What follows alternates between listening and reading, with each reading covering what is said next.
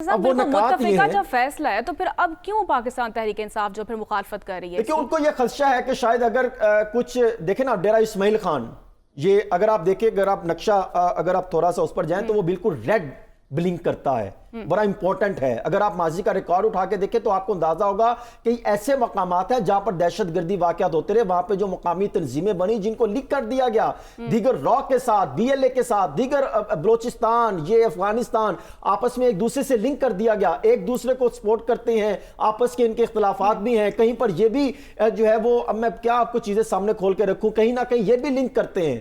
کہیں نہ کہیں کچھ افراد جو پھر مختلف روپ میں آتے ہیں اور بتاتے ہیں کہ ہم نے ان کے خلاف ہتھیار نہیں اٹھانے۔ بھئی کیوں نہیں ہتھیار اٹھانے؟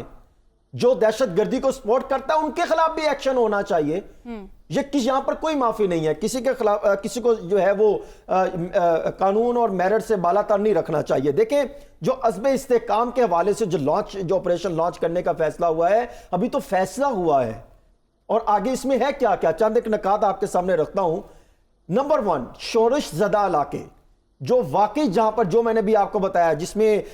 خیبر پختونخوا ہے، بلوچستان ہے اور دیگر کچھ صوبے کے کچھ مقامات ہیں، وہاں پر ایکشن کرنے کا فیصلہ کیا گیا ہے۔ اور پھر دوسرا، گڈ طالبان اور بیڈ طالبان کا تصور ختم کر دیا گیا۔ ماضی میں ہم نے دیکھا گڈ طالبان بیڈ طالبان پر بہت زیادہ سیاست کی، اور وہ سیاست کی میں بات کرتا ہوں کہ اس معاملے کی بھی تحقیقات ہونی چاہیے۔ یہ نہیں ہو سکتا کہ آپ آگے نکلیں لیکن پیچھے والوں کو چھوڑ دیں، پیچھے والوں کے خلاف بھی ایکشن ہونا چاہیے، ذمہ داران کو ان کے سامنے ان کے چہرے بھی آنے چاہیے، کون ہے گڈ طالبان اور بیڈ طالبان کا تصور سامنے لا کر انہوں نے ایک نئی جو ہے وہ چیزوں کو پروان چڑھائی تھی۔ پھر آگے آ جائیے، اجلاس میں خود علی امین گنڈا پور صاحب نے بھی یہ بات کہی تھی کہ جو اب تو ہم اس پر نہیں مانتے، وہ ہم اس کو بیڈ طالبان کہتے ہیں یا گڈ طالبان ان کو کہتے ہیں جو مردہ ہو چکے ہیں۔ انہوں نے اجلاس میں جملے یہ بات کہی، علی امین گنڈا پور صاحب نے باقاعدہ اس تمام نکات کی، تمام اجلاس میں ہونے والی کارروائی کو سیکنڈ کیا ہے، اس کی حمایت کی ہے۔ انہوں نے کہا کہ ہم مکمل طور پہ ان کو سپورٹ کریں گے جب خیبر پختونخوا میں یہ آپریشن شروع ہوگا۔ یہ میں آپ کو کنفرم بتا رہا ہوں کہ اجلاس میں یہ بات ہوئی ہے۔ آگے آ جائیے، اس میں یہ بات ہوئی ہے کہ جو قانونی پیچیدگیاں ہیں جہاں پر دہشت گرد جب پکڑا جاتا ہے تو عدالت سے ان کو ریلیف مل جاتا ہے،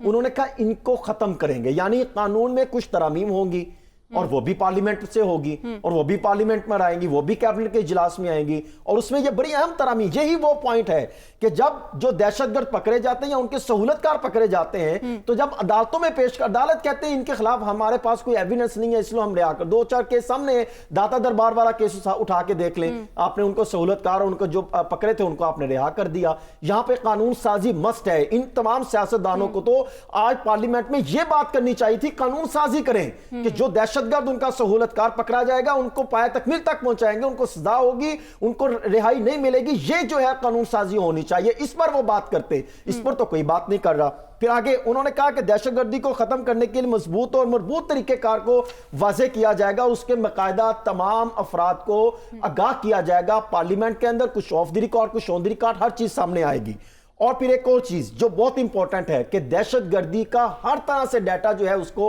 کمپائل کیا جائے گا اور اس کے مطابق جو ہے آپریشن فرسٹ سیکنڈ اور تھرڈ سٹیپ کے مطابق جو ہے وہ کیا جائے گا۔ اور پھر ایک اور چیز جو بہت امپورٹنٹ اجلاس میں ڈسکس ہوا، انہوں نے کہا کہ عدلیہ کے کردار پر مایوسی کا اظہار کیا، جو دہشت گردی کے خلاف جو عدلیہ کا کردار تھا۔ وہ کہتے ہیں، اب یہ میں سمجھتا ہوں کہ یہاں پر قانون سازی ضروری ہے کیونکہ عدلیہ اس وجہ سے تھوڑی سی جو ہے وہ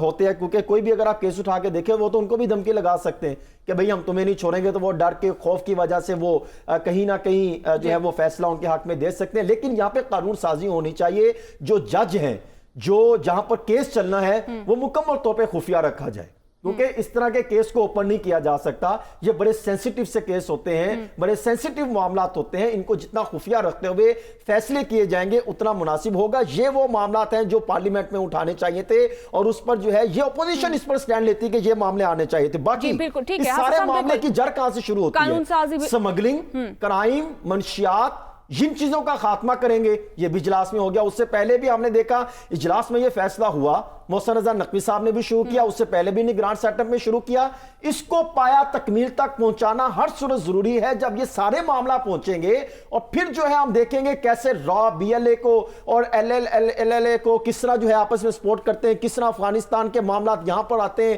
کس طریقے سے بارڈر کراس کرتے ہیں، کس طریقے سے خیبر پختونخوا کے جو کچھ بارڈر لائن ہے وہاں سے کس طریقے سے وہاں پر افراد آتے ہیں۔ پھر یہ معاملات نہیں ہوں گے جب یہ آپریشن پایا تکمیل تک پہنچے گا اور سیاستدان اپنی ذمہ داریوں کا احساس کرتے ہوئے حقیقی معنوں میں ملک اور ریاست سے محبت کا اظہار کرتے ہوئے یہ افواج پاکستان ریاست ملک اور عوام کی خاطر بالکل تمام وہ ایک سٹیک پیج پر ہولڈرز نظر کی آئیں گے۔ اہم ذمہ داری ہے، بالکل